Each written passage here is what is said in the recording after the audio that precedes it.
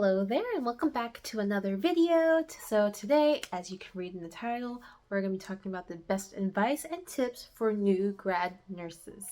So allow me to share some background information about myself. I've been a nurse for about over a year now, almost a year and a half, and I've been working as a telemetry med-surg nurse for approximately 9 months now. But besides that, I've been in the medical field for pretty much almost since 2017, so pretty much 6 years now. So my experiences are based on accumulation of everything I've done in the past, but primarily things to focus on as a nurse. So again, these tips are mainly geared towards new grad nurses, but anyone in the medical field or starting out in the workplace, this is really great advice that I would recommend you take, and hopefully you can learn and share and utilize as you enter the work field. So I have just a few miscellaneous things. This is just for fun. This is in honor of Nurses Week, which is this week, and hopefully by the time this video goes up, it'll be the end of Nurses Week. It'll be primarily Nurses Day, so I figured why not create this and celebrate and put it out there for all of our new friendly nurses entering the field, since graduation's upon us and y'all will be taking NCLEX soon and joining us in the workplace. So as a reminder, I am an inpatient, and I know that nursing can be a little scary at times. It can be anxiety ridden because you're just not used to the field. It's unfamiliar territory. It's definitely different from being a nursing student to being an actual nurse on the floor. So those are some things to consider before you walk into the workplace. Think of what to expect, how to go around it, and things of that nature.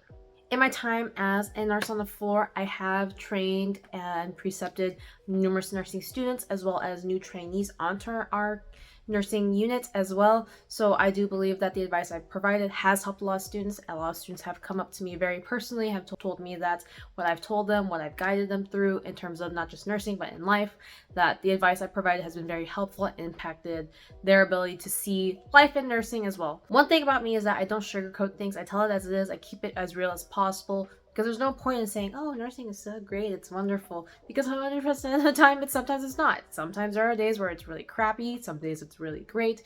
So I keep it very real with my students and the people I train, that it's gonna be hard, but learning how to take care of yourself, that's the biggest thing that I can honestly give for you in terms of being successful in this field. As I always tell people, you can't serve others if you can't serve yourself. So if you're someone that really struggles in the self-care department, and I'm not just talking about skincare, luxury spas, whatever, but if you're struggling in making your own basic needs, taking care of yourself, making sure you're well fed, hydrated, following Maslow's hierarchy of needs, if those are things that you struggle with, I do encourage you to really step into learning how to take care of yourself, so that way when you get onto the floor, it's manageable, it's doable, and that you're not stressing and feeling anxious each and every day, because this field is hard for a reason. And I've told numerous students of this as well. If it were easy, everyone would be doing it. But again, this is just strictly for inpatient or just, working in general. There are numerous specialties in the nursing realm that you can definitely venture into, so don't be limited to just hospital systems, but just know that if it were easy, everyone would be doing it, and that's in the grand scheme of everything. Anyway, before I go into more tangents about workplace self-care and everything, I've developed a method for new nurses to really adjust to the new floor setting and how they can better organize, prioritize, how to handle their patient loads, and things of that. So I call this the SOFT method. And SOFT method, it's an acronym for something. The S is for safety, O is for organization, F is for flexibility, and T is for time. So this method is important because it kind of breaks down and also shows you the importance of each thing. S is for safety first, because again, safety first. Your safety, your patient safety. One thing I learned from my own preceptors and clinical instructors is that there's no shortcuts to safe nursing. I want to repeat that again. There are no shortcuts to safe nursing. And the reason I say this is because a lot of new nurses will see like, oh, so-and-so did XYZ. Oh, this old nurse did this practice method. Like, yes, as you get older and you're more experienced in the field, there are quicker ways to do things, but I wouldn't necessarily call them shortcuts. And the reason I say that is because when you take shortcuts, you're jeopardizing not only your patient safety by, possibly giving them the wrong med, you can mix up their IVs, the antibiotics, things like that. You are ultimately jeopardizing your patient's safety. In addition to that, by jeopardizing your patient's safety, you can also jeopardize your own safety. If you're rushing with needles, you're rushing with sharps, you're moving in a fast-paced environment and not really watching what you're doing, you can really jeopardize yourself and also jeopardize your license. So again, there are no shortcuts to safe nursing. So safety is number one. That's the reason why it's the top of the list. Your safety, your patient safety, that's the most important. In addition to that, in terms of your safety, learn how to practice good body mechanics. I've been a certified nurse assistant for a good 1.5 years, 2 years, so I learned proper body mechanics. I also take care of myself by going to the gym, making sure that I myself am in good shape and able to do the job. Being 12 hours, 12-hour shifts are very long. You're going to be on your feet for, again, pretty much maybe 11 out of 12 hours. Sometimes you barely have moments to sit.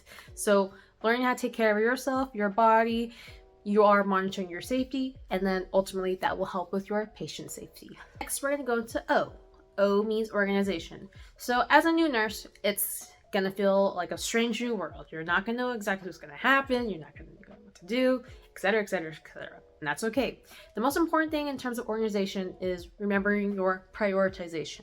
So if you remember in nursing school, they talked about make sure you take care of the unstable patient first, the one that's most critically ill, etc., whatever. So those rules still partially apply. They're still very much real. There's still things to consider. If you have patients that are a little bit more unstable, those are the ones that you kind of want to work on and focus on first. If you have patients that you know are a little bit more needy, that need a little bit more attention, a little TLC, they might also need a little bit more time as well. So in terms of organization and prioritization, one thing I also encourage new nurses and nursing students is that know the schedule of the day. I work in a day shift, so day shifts tend to be very busy, but know when your meds are due, know when you do vital signs, know when you do blood sugar checks, know if you have patients that are going for procedures, so that way you can organize your day. And then that allows you to prioritize, okay, I have a patient that has to go to hemodialysis today. I have a patient that's going to procedure, patient that's going to cardiac catheterization. Those are the ones I gotta take care of first. Those are the ones I need to see first before I see the other patients. Now, in terms of patients that are unstable and that need to go to procedure, then you kind of have to balance it out, right? So you got to be able to manage that as well. So it can be really stressful. It can be really busy, but it's 100% doable. Again, you're not alone in this. Definitely ask your charge nurse to help you. See if there's people around you that can help you. Utilize your teammates as well as much as possible because they're the ones that will help you stay organized on the top of it. And then we'll keep kind of going down further on how all this kind of plays in together. In terms of organization, you don't have to be 100% perfect, T to T, whatever. It's just about being able to, if you need to jump and do things quickly, you can take care of it. If you have to go and do things, you know exactly what to do. And this is where flexibility comes into play. So being flexible means, yes, be organized. Yes, know that you have a schedule to follow. But sometimes things don't go the way they're planned. Sometimes you have your patient that was suddenly stable, now they're super unstable.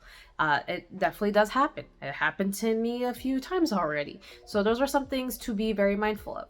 Don't be so hooked on the idea of once you have a schedule, a timetable, things are okay. You always got to be prepared. You always got to be on your toes that yes, things are good. Take a breather and know that anything can happen. In terms of organization and flexibility, knowing your patients is also super helpful. Knowing your patient conditions, patients that suddenly have an STEMI or a heart attack, MI, those are the patients that you gotta be a little bit more careful about because they could suddenly have chest pain again. So you gotta know your patients, know their conditions, know what they came in for. I tell my students and preceptees all the time, you really gotta know your patients. Obviously, you can't know 100% everything, but know what to look out for. If you know you have a patient that has CHF, okay, they could have possible sudden shortness of breath. If you have patients that are on hemodialysis, their kidneys aren't gonna always be functioning, but they can also still have backed up fluids. So knowing your patient conditions and that pathophysiology, it does help. So nursing school isn't a complete waste, but you do utilize that information to help organize and prioritize your day and also anticipate what could potentially happen if patient A suddenly felt certain symptoms. Then you know how to act. And last but not least, time. So this is time. Time is very precious. Things can happen again in an instant, in 10 seconds, in a few minutes. Your time is precious, but your time is also how you figure out how to utilize and plan your day. So again, you know your schedule, you know when things are going to happen. If you know that patients are going to take a little extra time to care for, if you have patients that are in isolation, that's going to take up a little bit of our extra time. So those are things to like look out for. I know it's a lot, but your time is precious. I always tell again my nursing students and preceptees, you got to move with a purpose. You got to move knowing that patient needs help, patients need your attention, as well as making sure that your time is manageable. And again, I know a lot of new nurses, they do come in early to the unit sometimes to just kind of prepare and prep for the day. And I do encourage you, if that's something that you want to do, go for it. I'd say do what you need to do to relieve your anxiety.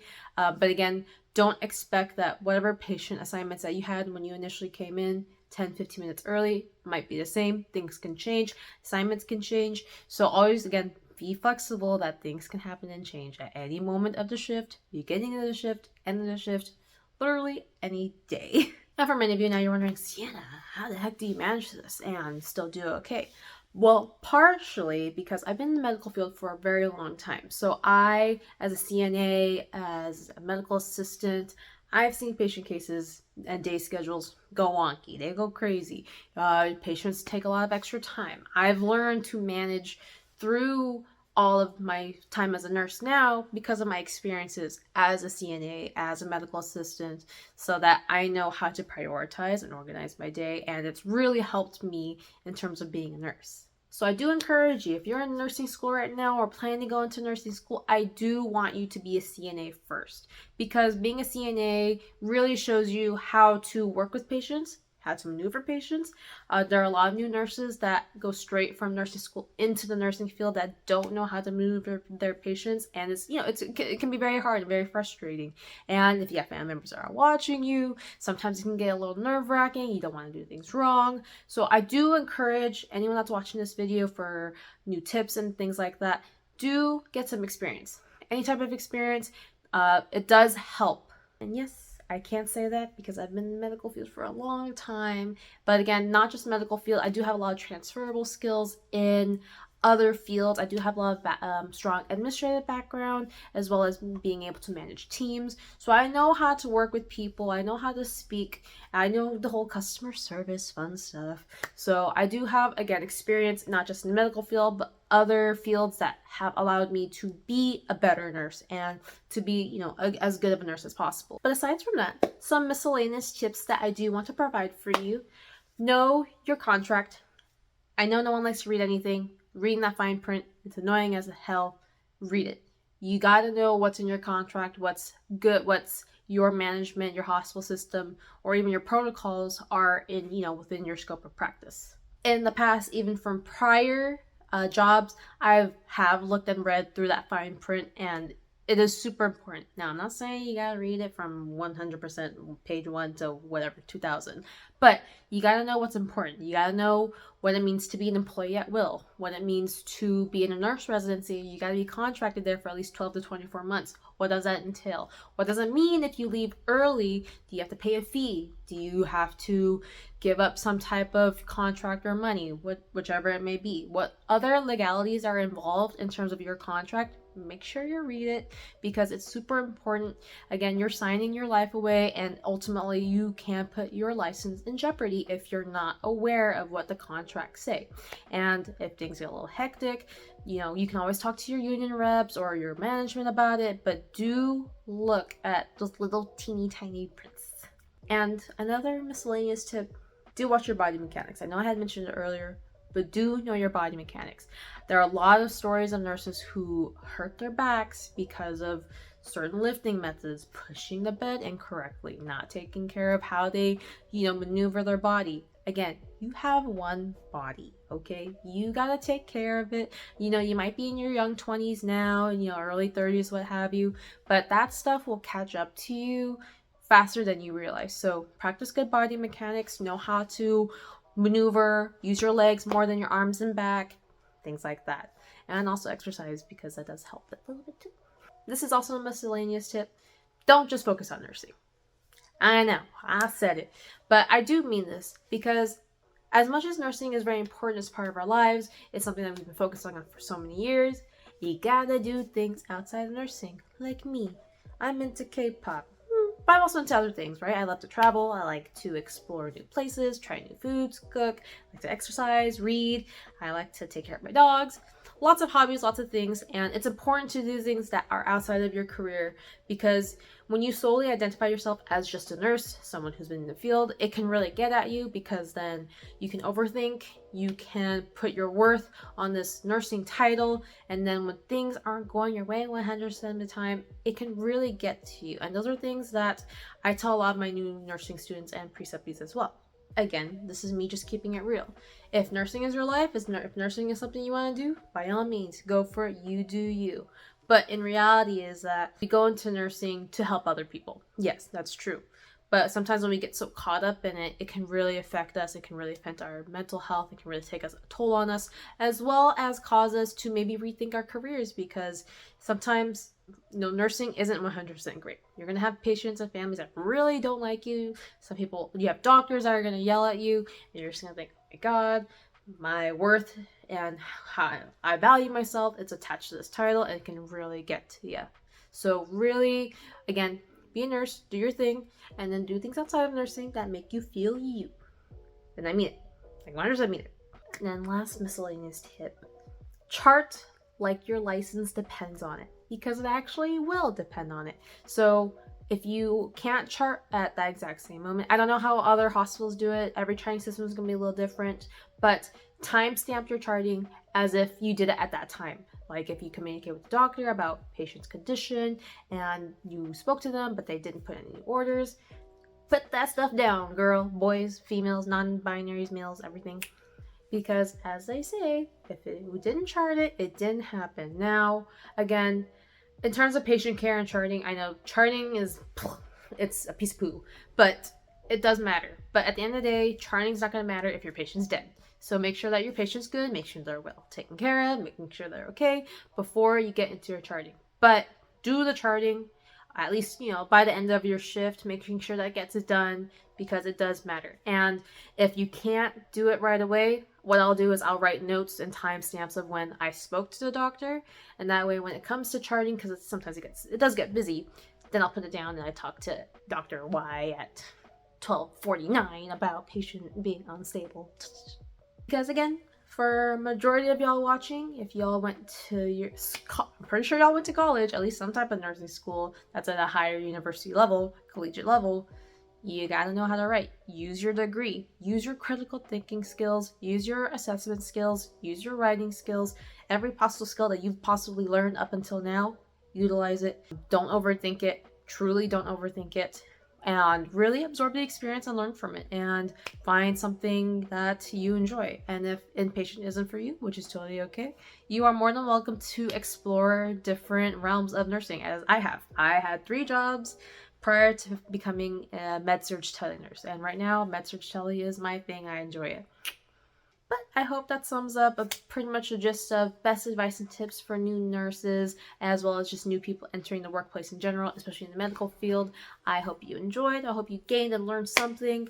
But feel free to let me know what you felt was most valuable for you, or if there's anything else you want me to talk about, please do let me know. I'd be more than welcome to happy and share. So thank you all again for watching, and I hope to catch you all later.